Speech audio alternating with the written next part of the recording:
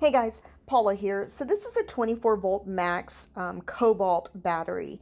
And basically what it is these, you'll see here it's got like these indicator lights that'll tell you what the battery is doing when it's charging. And on the back side of the battery, not this side, actually on the other side of the battery, there's these two indicator lights, and those lights will go ahead and actually go according to that key in the very front of the battery. The two clips here on the back will actually release the battery, and if I had two hands I would actually go ahead and pull the battery out for you, but I don't.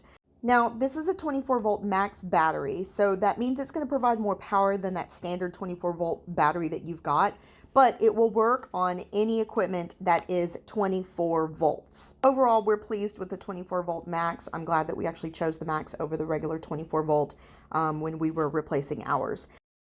Thanks for watching, and if you felt the video was helpful, please hit the thumb below.